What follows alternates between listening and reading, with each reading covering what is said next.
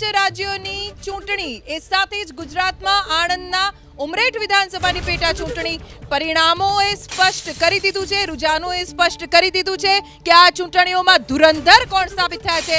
વાત ગુજરાતની કરીશું। ઉમરેઠ વિધાનસભા પેટા ચૂંટણી 11મા રાઉન્ડના અંતે ભાજપના ઉમેદવાર 15,000 કરતા વધુ મતથી આગળ છે। ભાજપના હર્ષદ પરમારને અત્યાર સુધી 43,885 મત મળ્યા છે અને કોંગ્રેસના ભૃગુરાજસિંહ ચૌહાણને માત્ર 28,525 મત મળ્યા છે।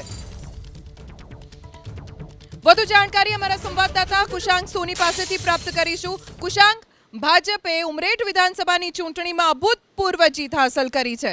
હજારો મત ભાજપના ઉમેદવાર હર્ષદ પરમારને મળ્યા છે। 15,000ની લીડ હાંસલ કરી છે। કેટલો ઉત્સાહ સ્થાનિક ભાજપ કાર્યકરોમાં? ધ્વની, ગોવિંદ પરમારના નિધન બાદ તેમના પુત્ર હર્ષદ પરમારને પેટા ચૂંટણીમાં ઉમેદવાર બનાવવામાં આવ્યા હતા અને 22 રાઉન્ડમાં આ જે મતગણતરી છે તેની પ્રક્રિયા શરૂ કરવામાં આવી હતી। જોકે અત્યારે જે માહિતી મળી રહી છે તે અનુસાર 50%થી વધુ રાઉન્ડ છે તે પૂર્ણ થઈ ચૂકેલા છે। 12મા રાઉન્ડના અંતે પણ ભારતીય જનતા પાર્ટીના ઉમેદવાર છે હર્ષદ પટેલ તેમની લીડ આગળ જઈ રહ્યા છે તેઓ। અને અત્યારની વાત કરવામાં આવે તો હર્ષદ પરમારને 48,405 જેટલા મત છે તે 12 રાઉન્ડના અંતે મળી ચૂક્યા છે અને ભૃગુરાજસિંહ ચૌહાણ જેને કોંગ્રેસે મેદાને ઉતાર્યા હતા તેમની 29,652 મત જેટલી જે 12મા રાઉન્ડના અંતે મતગણતરી બાદ જે આંકડો છે તે સામે આવ્યો છે। 22 રાઉન્ડમાં 19,000 જેટલા મત છે તેનાથી હર્ષદ પરમાર છે તે આગળ છે। જો કે નોટાનો જે મત આપવાનો અધિકાર ચૂંટણી પંચ તરફથી આપવામાં આવ્યો છે તેમાં પણ એક રસપ્રદ તારણ સામે આવ્યું છે। ટોટલ જે 6 ઉમેદવારો છે તે પૈકી અન્ય જે 4 જેટલા ઉમેદવારો છે તેની કરતાં નોટાને સૌથી વધુ મત મળ્યા છે। એટલે કે નોટાને અત્યાર સુધી 1230 જેટલા મત મળ્યા છે અને તેની સિવાય અન્ય જે અપક્ષ ઉમેદવારો છે તે લોકોને કુલ મળીને 1100 જેટલા મત છે તે મળ્યા છે, જેના કારણે નોટાનું એક તારણ છે તે પણ રસપ્રદ સામે આવી રહ્યું છે। હજી પણ 10 જેટલા રાઉન્ડ છે તેની મતગણતરી બાકી છે અને ભારતીય જનતા પાર્ટીના આંતરિક સૂત્રોનું કહેવું છે કે હર્ષદ પરમાર છે તેમની લગભગ 12,000થી 15,000ની લીડ સાથે વિજય થશે। જો કે 10 રાઉન્ડ પૂર્ણ થયા બાદ 22 રાઉન્ડના અંતે તે ક્લિયર થશે કે આખરે કેટલા મતે હર્ષદ પરમાર છે તેમની જીત થઈ રહી છે। પરંતુ તે વાત નિશ્ચિત છે કે ઉમરેઠ બેઠક ઉપર ભારતીય જનતા પાર્ટીના ધારાસભ્ય તરીકે હર્ષદ પરમાર ચૂંટાઈને વિધાનસભામાં જઈ રહ્યા છે। ધ્વની, આભાર કુશાંગ જાણકારી આપવા માટે। તો હર્ષદ પરમારે 19,000ની લીડ હાંસલ કરી છે ઉમરેઠ વિધાનસભા પેટા ચૂંટણીમાં। મતગણતરી હજી ચાલુ છે, હજી 10 રાઉન્ડ બાકી છે। વાત હવે પશ્ચિમ બંગાળની કરીશું। 294 બેઠક ઉપર વિધાનસભાની ચૂંટણી યોજાઈ, 2 તબક્કામાં થઈ અને અભૂતપૂર્વ રેકોર્ડ બ્રેક મતદાન થયું। 5 રાજ્યોની ચૂંટણીના પરિણામોને લઈને ભારતીય જનતા પાર્ટીમાં જબરદસ્ત ઉત્સાહ છે। 5માંથી 3 રાજ્યોમાં ભાજપની સરકાર બનતી જોવા મળી રહી છે। પશ્ચિમ બંગાળ, આસામ અને પુડુચેરીમાં ભાજપનો ભગવો લહેરાયો છે। ભાજપે ખૂબ જ સારું પ્રદર્શન આ રાજ્યોમાં કર્યું છે। સાંજે 6:30 વાગે ભાજપ હેડક્વાર્ટર પ્રધાનમંત્રી નરેન્દ્ર મોદી પહોંચવાના છે। પશ્ચિમ બંગાળમાં ભાજપ પ્રચંડ જીત તરફ આગળ છે, કેમ કે અત્યારે જો વલણોની વાત કરીએ 163 બેઠકો ઉપર ભાજપના ઉમેદવારો આગળ છે। ટીએમસી 120 બેઠક ઉપર આગળ છે અને અન્ય 3 બેઠક ઉપર આગળ છે। પશ્ચિમ બંગાળમાં મમતા સહિત ટીએમસીના અનેક દિગ્ગજો સતત પાછળ ચાલી રહ્યા છે। મમતા બેનર્જી ભવાનીપુરથી 1500 મતથી પાછળ છે અને આ શરૂઆતના વલણથી જ મમતા બેનર્જી ભવાનીપુર બેઠક ઉપરથી પાછળ ચાલી રહ્યા છે। તો સામે ભાજપના સુવેન્દુ અધિકારી ભવાનીપુર અને નંદીગ્રામ બેઠકથી આગળ છે। પશ્ચિમ બંગાળના મોટા ભાગના જિલ્લાઓમાં ભારતીય જનતા પક્ષના ઉમેદવારો અત્યારે આગળ ચાલી રહ્યા છે।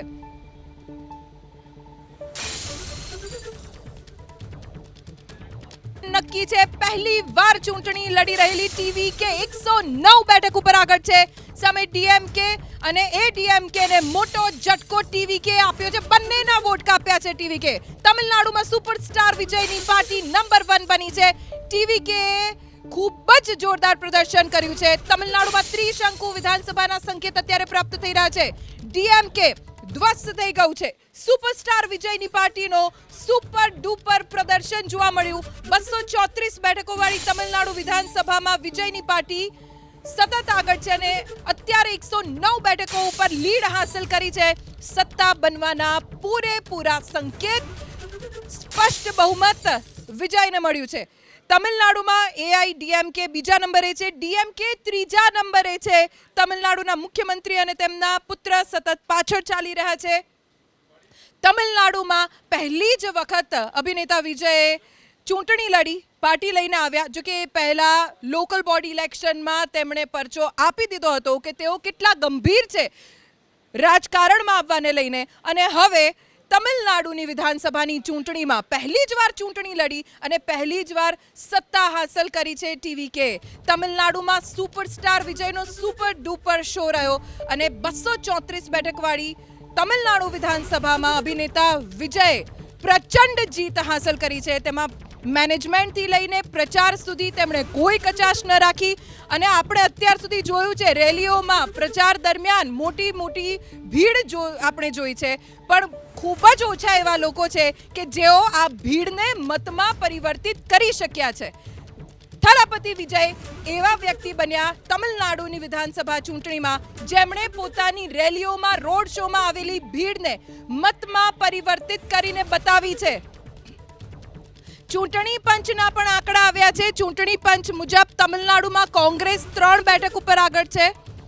ચૂંટણી પંચના આંકડા મુજબ તમિલનાડુમાં પીએમકે 7, સીપીઆઈ 3, સીપીઆઈએમ 2 બેઠક ઉપર આગળ છે, અને ટીવીકેનો વોટ શેર ચૂંટણી પંચના આંકડા મુજબ સત્તાવાર આંકડો 35% છે. તમિલનાડુમાં સત્તા પરિવર્તન નિશ્ચિત છે.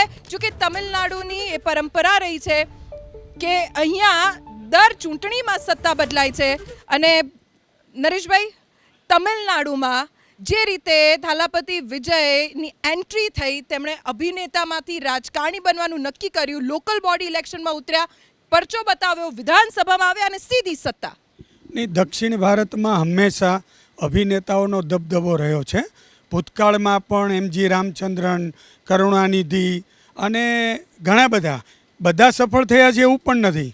પ્રજારાજ્યમ પાર્ટી લઈને આવેલા ચિરંજીવી છે, એમણે છેલ્લે પાર્ટી સમેટીને કોંગ્રેસમાં ભળી જવું પડ્યું હતું. પરંતુ દક્ષિણની રાજનીતિમાં પ્રાદેશિક પક્ષોનો દબદબો રહ્યો છે. તમે વિચાર કરો કે મુખ્ય રાજકીય પક્ષો ભાજપ અને કોંગ્રેસ હંમેશા દક્ષિણના રાજ્યોમાં નાના ભાઈની ભૂમિકામાં હોય છે. મોટા ભાઈ તરીકે ત્યાંના પ્રાદેશિક પક્ષો હોય છે. પણ એઆઈડીએમકે ગયા વખતે ભાજપે ગઠબંધન કર્યું નહોતું. આ વખતે ભાજપે ભૂલ સુધારી અને એમને એવું લાગ્યું કે જ્યાં સુધી પ્રાદેશિક પક્ષ સાથે તમે ગઠબંધન નહીં કરો ત્યાં સુધી તમે જીત નહીં મેળવી શકો, અને એઆઈડીએમકે સાથે કર્યું. તમે જે અત્યારે વિઝનની વાત કરી, એની જનનાયકન ફિલ્મ છે, એ ફિલ્મ પર પ્રતિબંધ મુકાયો છતાં પણ એ લીક થઈ અને બહુ મોટો વિવાદ થયો.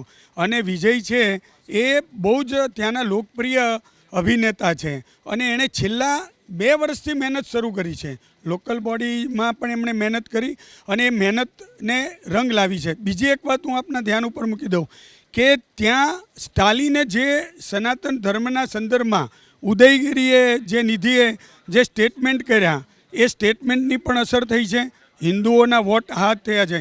બીજી બાજુ વિજય છે એ પોતે ક્રિશ્ચન છે, અભિનેતા છે. તો ભલે આપણે કાસ્ટનું રાજકારણ ત્યાં હોય જ, એટલે કાસ્ટના રાજકારણમાં આપણે જોઈએ તો ક્રિશ્ચન વોટ છે બધા જ એને મળ્યા છે, લોકપ્રિયતાનો લાભ મળ્યો છે. એટલે ત્યાં એવું લાગી રહ્યું છે કે ભવિષ્યમાં, એટલે હવે નજીકના ભવિષ્યમાં એનડીએની સરકાર આવે ને વિજયને સીએમ બનાવી દે. એની જનનાયકન જે ફિલ્મ છે, એ જે ફિલ્મના પડદા પર એણે પોતે એ ત્યાં સીએમ તરીકે છે, તો ખરેખર રિયલમાં પણ એ સીએમ બની શકે એમ છે. પણ એક વાત નિશ્ચિત છે કે કોંગ્રેસ માટે સાઉથમાં જે કેરળનો ઉલટફેર છે એ એમના માટે મોટું આશ્વાસન છે કે ચાલો ક્યાંક તો છીએ આપણે. ચિંતનભાઈ, તમિલનાડુની રાજનીતિમાં અભિનેતામાંથી નેતા બનેલા વિજયના ઉદય સાથે ટીવીકેનો પણ જોરદાર ઉદય થયો છે. જો તમિલનાડુના રાજકારણની વાત કરીએ તો આ કેટલો મોટો ઉલટફેર અને વિજયના પક્ષમાં આ કેટલું હકારાત્મક? સ્વાભાવિક રીતે પરિણામ આપણે જોઈએ છીએ તો વિજયની જે ટીવીકે પાર્ટી છે એ સિંગલ લાર્જેસ્ટ પાર્ટી તરીકે અત્યારે દેખાઈ રહી છે. જેમ નરેશભાઈએ પણ વાત કરી કે ક્રિશ્ચિયન વોટ્સ જે છે એ વિજયને મળ્યા, કારણ કે અત્યાર સુધી એવું થતું હતું કે ડીએમકે જે છે એમકે સ્ટાલિનની પાર્ટી એને ક્રિશ્ચિયન વોટ સૌથી વધુ મળતા હતા, અને બીજા જે છે એ જે બેકવર્ડ ક્લાસીસ છે એના વોટ્સ મળતા હતા. એ બધા જ વિજય આ બાજુ ખેંચી ગયા. બીજું એક હું આમાં જોઉં છું કે જે એઆઈએ ડીએમકે છે એણે પણ પોતાના જે ડીપ રૂટેડ નેટવર્ક હતું એનો ઉપયોગ કર્યો, ભાજપનો સહકાર મળ્યો, એના કારણે જે ઉચ્ચ વર્ગના અને શિક્ષિત મતદાતાઓ જે હતા એ એમના તરફ વળી ગયા. એટલે એનો અર્થ એ થયો કે અહીંયા ડીએમકે જે છે એની પોતાની જે વોટ બેંક હતી એમાં ઘણા બધા ભાગલા પડી ગયા. અને આપણે સરવાળે જોયું કે ડીએમકે સૌથી વધારે નુકસાનની સ્થિતિમાં છે. જે સત્તાધારી પક્ષ હતી એ ત્રીજા ક્રમે આવી ગયું છે. તો એના અનુસંધાને જો તમને કહું છું કે જે મહત્તમ વોટ જે ડીએમકેને ગઈ વખતે મળ્યા હતા, માત્ર 5 વર્ષના શાસન બાદ જ ડીએમકેને સત્તાથી દૂર જવું પડ્યું છે. એમણે જે આપને અટકાવવા માંગીશ, એક મોટા સમાચાર પ્રાપ્ત થઈ રહ્યા છે પશ્ચિમ બંગાળથી. 294 વિધાનસભા બેઠકો પશ્ચિમ બંગાળની, 293 બેઠકોના વલણ સ્પષ્ટ થઈ ગયા છે. પશ્ચિમ બંગાળમાં 293 બેઠક ઉપર ચૂંટણી થઈ હતી. પશ્ચિમ બંગાળમાં ભાજપ 165 બેઠક ઉપર આગળ છે. એક બેઠક એવી હતી જે વિવાદ થયો અને મતદાન નહોતું થયું. પશ્ચિમ બંગાળમાં ટીએમસી 123 બેઠક ઉપર આગળ છે. પશ્ચિમ બંગાળમાં અન્ય 2 બેઠક ઉપર આગળ છે. 165 બેઠક ભારતીય જનતા પક્ષ જ્યાં લીડ હાંસલ કરી છે અને ટીએમસી 123 બેઠકો ઉપર લીડ હાંસલ કરી છે. મમતા બેનર્જી બીજા રાઉન્ડના અંતે આગળ નીકળ્યા છે. ભવાનીપુર બેઠકથી મમતા બેનર્જી 898 મતથી આગળ વધ્યા છે. બીજા રાઉન્ડના અંતે સુવેન્દુ અધિકારીને 8461 મત મળ્યા છે અને મમતાને 9359 મત મળ્યા છે. પહેલી વખત કદાચ મમતા બેનર્જી ભવાનીપુર બેઠક ઉપર આગળ નીકળ્યા છે. પશ્ચિમ બંગાળમાં ભાજપ 165 બેઠક ઉપર આગળ છે અને અહીંયા સત્તા પરિવર્તન થઈ રહ્યું છે એ સ્પષ્ટ જોવા મળી રહ્યું છે. પશ્ચિમ બંગાળમાં ટીએમસીને મોટો ઝટકો છે, પણ ભારતીય જનતા પાર્ટી પશ્ચિમ બંગાળમાં કટ મનીનો મુદ્દો પણ ઉઠાવ્યો. પશ્ચિમ બંગાળમાં હિન્દુત્વનો પણ મુદ્દો ઉઠ્યો. પશ્ચિમ બંગાળમાં ઝાલમુરી, માછલી ખાવાથી લઈને દરેક મુદ્દાને લઈને ભાજપે ફોજ મૂકી દીધી હતી પ્રચારમાં. કંઈ જ કચાશ ન બાકી રાખી. એનું પરિણામ અત્યારે મળી રહ્યું છે. ધ્વનિબેન, બંગાળ એ ક્રાંતિકારીઓની ભૂમિ છે. સુભાષચંદ્ર બોઝ, બંકિમચંદ્ર ચટ્ટોપાધ્યાય, રવિન્દ્રનાથ ટેગોર, ખુદીરામ બોઝ, આવા લોકોની ભૂમિએ ફરીથી ભારતીય જનતા પાર્ટીને આજે જે પ્રકારે અમે 5 વર્ષમાં જે મહેનત કરી હતી, આદરણીય પ્રધાનમંત્રી જે ભારતને નવા શિખર ઉપર લઈને ગયા છે, એનું પરિણામ આજે દેખાઈ રહ્યું છે. ભ્રષ્ટાચાર ઉમાકણે દિવસે દિવસે દેખાઈ રહ્યો હતો કે 10,000 કરોડના કૌભાંડો તો દિવસ રાત થતા હતા. ત્યાં આરજીકર મેડિકલ કોલેજનો મુદ્દો હોય, સંદેશખાલીનો મુદ્દો હોય, આ બધા મુદ્દાઓ ઉપર ભારતીય જનતા પાર્ટી એક સકારાત્મક વિપક્ષની ભૂમિકા નિભાવીને આજે આપણે જે પરિણામ જોઈ રહ્યા છીએ, ભાજપના કાર્યકર્તાઓની ખૂબ જ મહેનત, પરિશ્રમની પરાકાષ્ઠા કરીને અમારા આદરણીય વડાપ્રધાનશ્રીના નેતૃત્વ, માનનીય અમિતભાઈ શાહની ત્યાં મહેનત, અમારા ત્યાંના પ્રદેશના અધ્યક્ષ શામક ભટ્ટાચાર્યની મહેનત, શુભેન્દુ અધિકારીની વિપક્ષના નેતા તરીકેની ભૂમિકા, આ બધા મુદ્દાઓ ઉપર ભારતીય જનતા પાર્ટીનું પરિણામ દેખાઈ રહ્યું છે. અમે પ્રચંડ બહુમતી સાથે બંગાળની અંદર ભારતીય જનતા પાર્ટીની સરકાર બનાવવાના છીએ. પુંડિચેરીની અંદર પણ અમારું ફરીથી જે પ્રદર્શન છે, બીજી વખત સરકાર બનાવી રહ્યા છીએ. અમારા એક બહુ પ્રતિષ્ઠિત નેતા ભારતના કે હિમંતા બિસ્વા શર્મા, એ પણ અમે 2/3 બહુમતી સાથે આસામની અંદર પણ અમે સરકાર બનાવી રહ્યા છીએ. ગુજરાતના સ્થાનિક સ્વરાજ્યના ચૂંટણીના પરિણામો, અત્યારે 5 વિધાનસભા ચૂંટણીના પરિણામો ભારતીય જનતા પાર્ટીના જનનાયક, જનનેતા આદરણીય નરેન્દ્રભાઈ મોદી પ્રત્યેની ભારતની જનતાનો વિશ્વાસ એ આ પ્રતિષ્ઠિત કરે છે. ભારતીય જનતા પાર્ટીનો વિકસિત ભારતનું જે વિઝન છે એમાં બંગાળ દરવાજા ખોલશે. ઓકે, પશ્ચિમ બંગાળમાં પહેલી વખત ભારતીય જનતા પાર્ટી સત્તા પર આવશે અને 293 બેઠક ઉપર મતદાન થયું હતું. કુલ 294 બેઠક છે, પણ એક વિધાનસભા બેઠક જ્યાં મતદાનમાં વિવાદ થયો હતો અને ત્યારબાદ એ મોકૂફ રાખવામાં આવ્યું હતું. એટલે 293 બેઠક ઉપર મતદાન થયું. 293 બેઠકોના વલણ આવી ગયા છે. ભારતીય જનતા પાર્ટી 165 બેઠકો ઉપર આગળ છે. ટીએમસી 123 બેઠક ઉપર આગળ છે અને અન્ય 2 બેઠક ઉપર આગળ છે. સ્વાભાવિક રીતે 2019થી ભારતીય જનતા પક્ષે પશ્ચિમ બંગાળમાં બૂથ લેવલ મેનેજમેન્ટ શરૂ કરી દીધું હતું અને એનું પરિણામ આજે આ ચૂંટણીમાં ભારતીય જનતા પાર્ટીને મળી રહ્યું છે. પશ્ચિમ બંગાળના પરિણામોને લઈને દેશભરમાં જશ્ન છે. સાંજે પ્રધાનમંત્રી નરેન્દ્ર મોદી પણ 6:30 વાગે ભાજપ કાર્યાલય પહોંચવાના છે અને કાર્યકર્તાઓને સંબોધન પણ કરશે. આ કોની જીત પશ્ચિમ બંગાળમાં? હું એવું માનું છું કે બીજેપીએ જે સ્ટ્રેટેજિકલી ત્યાં આગળ પ્રવેશ કરવા માટેનો એક આખો રસ્તો બનાવ્યો હતો. તમે જુઓ કે ગઈ વખતની ચૂંટણીમાં ભાજપે જ્યાં આગળ અત્યાર સુધી ડાબેરીઓનું રાજ્ય હતું એવા જે પશ્ચિમ બંગાળનો પણ પશ્ચિમ વિસ્તાર એવા જે પુરુલિયા છે અને એ બધા વિસ્તારોમાં એમણે પેનેટ્રેશન કર્યું. એટલે એનો અર્થ એ થયો કે એક પાર્ટીને મળતા વોટ હતા એ ભાજપે પોતાની પાસે લઈ લીધા, જે કન્વેન્શનલ વોટ હતા.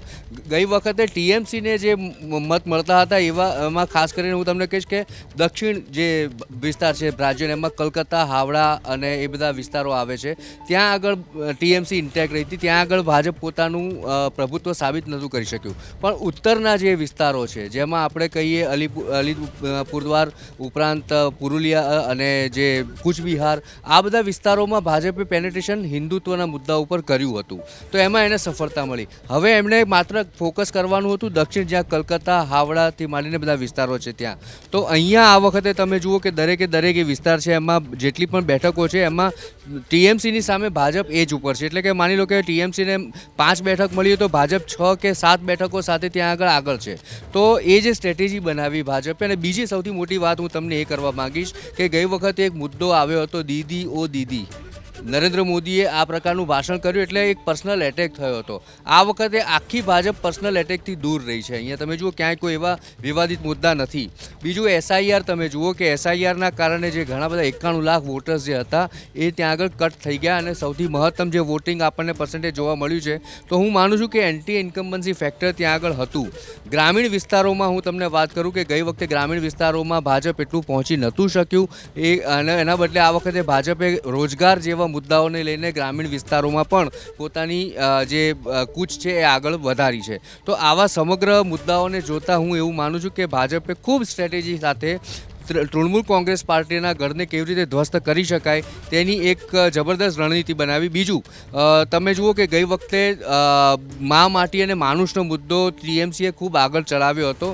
એની સામે આ વખતે ભાજપે એ બંગાળી કલ્ચરને બિલકુલ છંછેડ્યા વગર સાથે સાથે પોતે પણ બંગાળી કલ્ચરને ખૂબ માને છે એવા મુદ્દા બતાવ્યા. જેમ કે ઝાલમુડી ખાવી, ત્યાં આગળના ફૂટબોલ રમવા જવું નરેન્દ્ર મોદીનું, ફોટોગ્રાફી કરવી, આ બધા મુદ્દાઓ તમે જુઓ કે એના કારણે બંગાળમાં જે અસ્મિતાની જે બાબત છે એ લોકોને ભાજપ એવું ના લાગ્યું કે ભાજપ અમારાથી જુદી પાર્ટી છે અથવા જુદું કલ્ચર ધરાવતો પક્ષ છે, પણ એમને પોતાનો લાગ્યો. તો આ બધા મુદ્દાઓને જો આપણે સંમિશ્રણ કરીએ તો આ વખતે ભાજપે ખૂબ જબરદસ્ત વ્યૂહ નીતિ સાથે અહીંયા આ બંગાળની ચૂંટણીમાં લડ્યા છે અને થોડી જે એન્ટી ઇન્કમ્બન્સી મમતા બેનર્જી સામે હતી એનો ભરપૂર ફાયદો ભાજપને આ વખતે મળ્યો છે અને આ પરિણામ દેખાયા. 5 રાજ્યોનું પરિણામ અત્યારે આવી રહ્યું છે. બેન, કેરળ માટે અભિનંદન. પણ કેરળને બાદ કરતાં જો પશ્ચિમ બંગાળની વાત કરીએ તો કોંગ્રેસ દૂર સુધી ક્યાંય નથી. આસામમાં 29 બેઠક કોંગ્રેસ મેળવે છે, પુડ્ડુચેરીમાં પણ, તમિલનાડુમાં પણ નાના ભાઈ બનીને. ક્યાં છે કોંગ્રેસ? કોંગ્રેસનું 150 વર્ષથી પણ જૂની પાર્ટી ભવિષ્ય શું?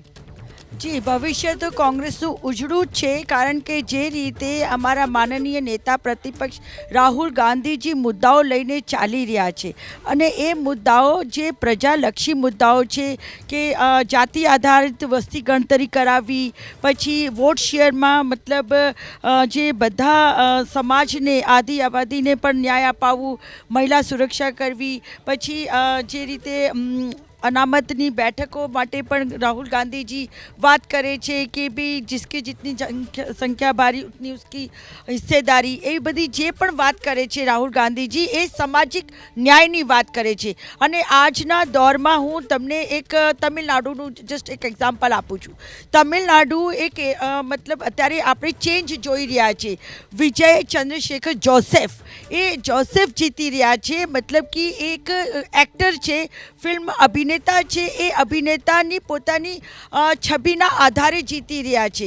તો એનું એક સીધું એક આપણે જોઈએ તો તમિલનાડુની કે સાઉથની પોલિટિક્સમાં આપ જોઈ શકો છો કે જે અભિનેતાઓ હોય છે એમને હંમેશા ત્યાંની પ્રજા ખૂબ જ લાગણીભેર થઈને એમને.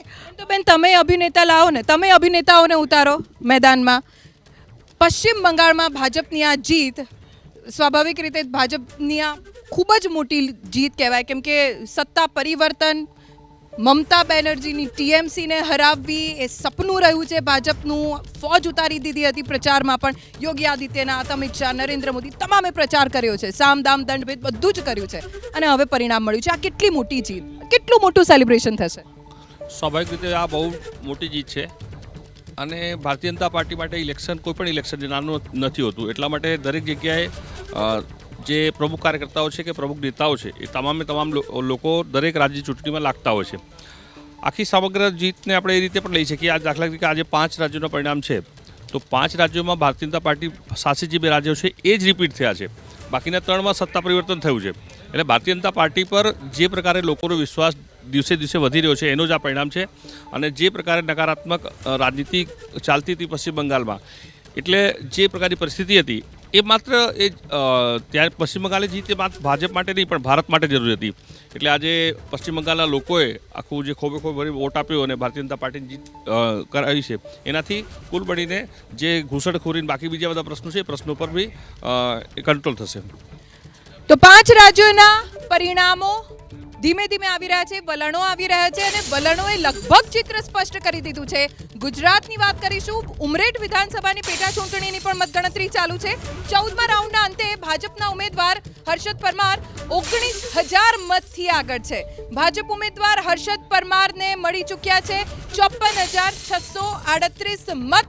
કોંગ્રેસ ઉમેદવાર ભૃગરાજસિંહ ચૌહાણ ખૂબ જ પાછળ છે હર્ષદ પરમારથી